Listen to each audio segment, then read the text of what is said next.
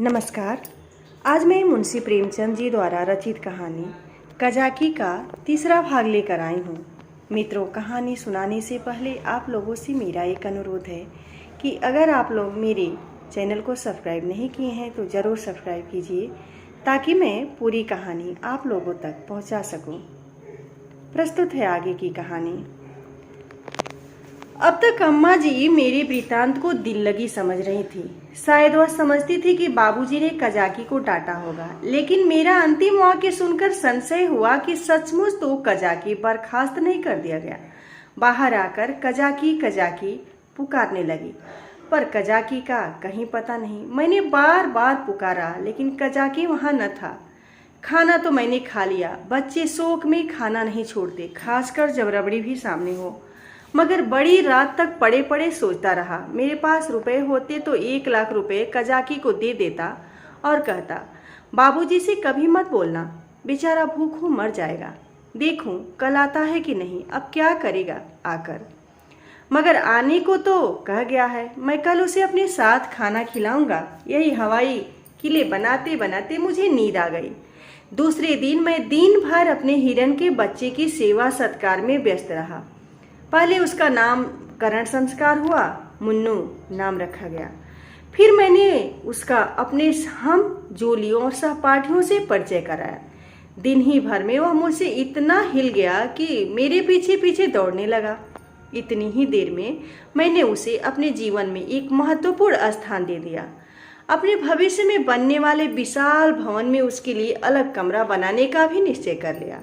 चारपाई, सैर कराने की फिटन आदि के भी आयोजन कर ली। लेकिन संध्या होते ही मैं सब कुछ छोड़ छाड़ कर सड़क पर जा खड़ा हुआ और कजाकी की पाट जोहने लगा। जानता था कि कजाकी निकाल दिया गया है, अब उसे यहाँ आने की कोई ज़रूरत नहीं रही। फिर न जाने मुझे क्यों यह आशा हो रही थी कि वह आ रहा है। एकाएक मुझे ख्याल आया कि कजाकी भूखों मर रहा होगा। मैं तुरंत घर आया। अम्मा दिया बत्ती कर रही थी। मैंने चुपके से एक टोकरी में आटा निकाला, आटा हाथों में लपेटे टोकरी से गिरते आटे की एक लकीर बनाता हुआ भागा। जाकर सड़क पर खड़ा हुआ ही था कि कजाकी सामने से आता दिखलाई दिया। उसके पास बल्लम भी था, कमर में चपरास भी थी, सिर पर साफा भी बंधा हुआ था, बल्लम में डाक का थैला भी बंधा हुआ था। मैं दौड़कर उसकी कमर से चिपट गया और विस्मित होकर बोला, तुम्हें चपरास और बल्लम कहाँ से मिल गया कजाकी? कजाकी ने मुझे उठाकर कंधों पर बैठाते हुए कहा, वह चपरास किस काम की थी भैया? वह तो गुलामी की चपरास थी। यह पुरानी खुशी की चपरास है। पहले सरकार का नौकर था, अब तुम्हारा नौकर हूँ।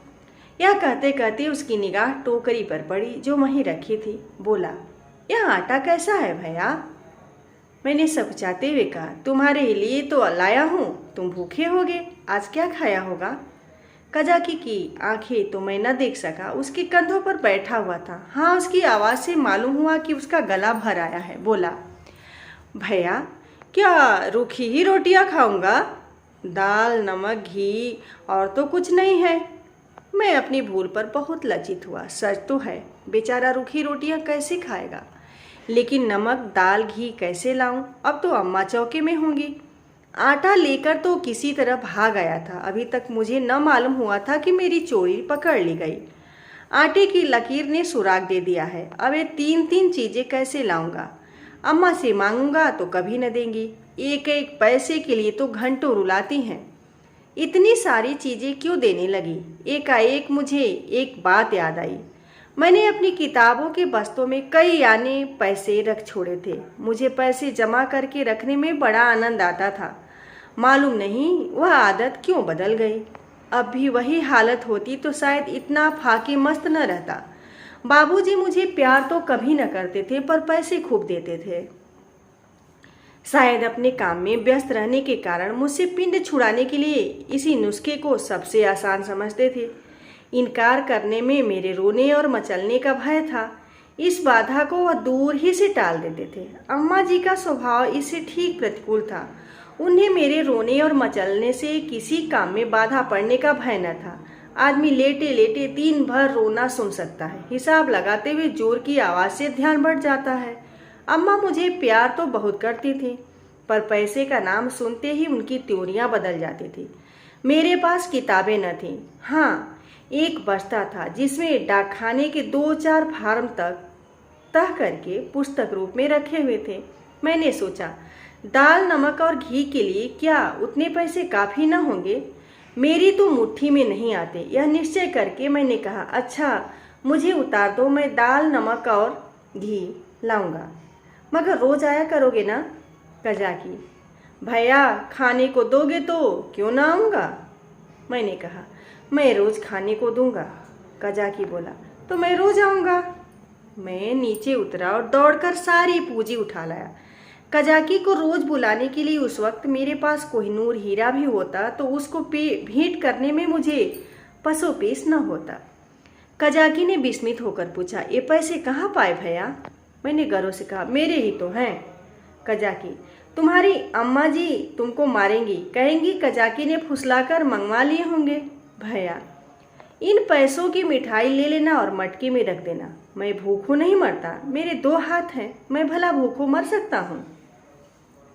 मैंने बहुत कहा कि मेरे पास पैसे हैं, ये पैसे मेरे हैं, लेकिन कजाकी ने न लिए। उसने बड़ी देर तक इधर उधर की सैर कराई, गीत सुनाए और मुझे घर पहुंचाकर चला गया।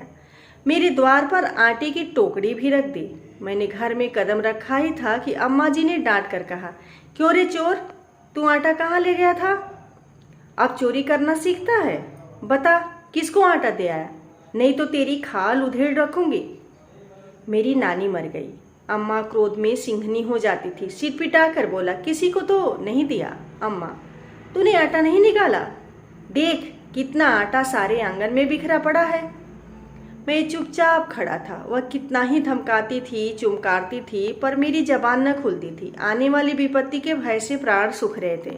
यहाँ तक कि यह भी कहने की हिम्मत न पड़ती थी कि बिगड़ती क्यों हो, आटा तो द्वार पर रखा हुआ है और न उठा कर लाते ही बनता था। मानो क्रिया शक्ति ही लुप्त हो गई हो, मानो पैरों में हिलने के सामर्थ्य नहीं। सहसा कजाकी ने पुकारा, बहू जी आटा द्वार पर रखा हुआ है, भैया मुझे देने को ले गए थे। यह सुनते ही अम्मा द्वार की ओर चल गई। कजाकी से वह पर्दा न करती थी। उन्होंने कजाकी से कोई बात की या नहीं यह तो मैं नहीं जानता, लेकिन अम्मा जी खाली टोकरी लिए हुए घर में आई। फिर कोठरी में जाकर संदूक से कुछ निकाला और द्वार की ओर गई। मैंने देखा कि उनकी मुट्ठी बंद थी। अब मुझसे वहां खड़े न रह गया। अम्मा जी के पीछे पीछे मैं भी गया। अम्मा ने द्वार पर कई बार पुकारा, मगर कजाकी चला गया था।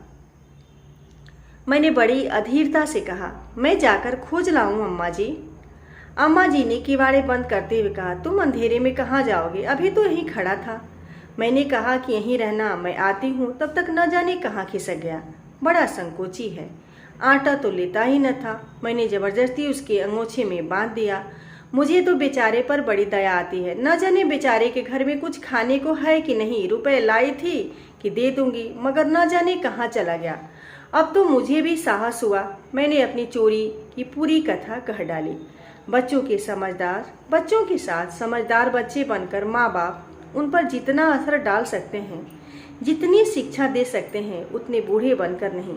अम्मा जी ने कहा, तुमने मुझसे पूछ क्यों न लिया? क्या मैं कजाकी को थोड़ा सा आटा नहीं दे सकती? मित्रों, आगे की कहानी मैं अगले वीडियो में लेकर आऊँगी। अगर आपको यह कहानी पसंद आई हो तो आप लाइक कमेंट जरूर कीजिएगा।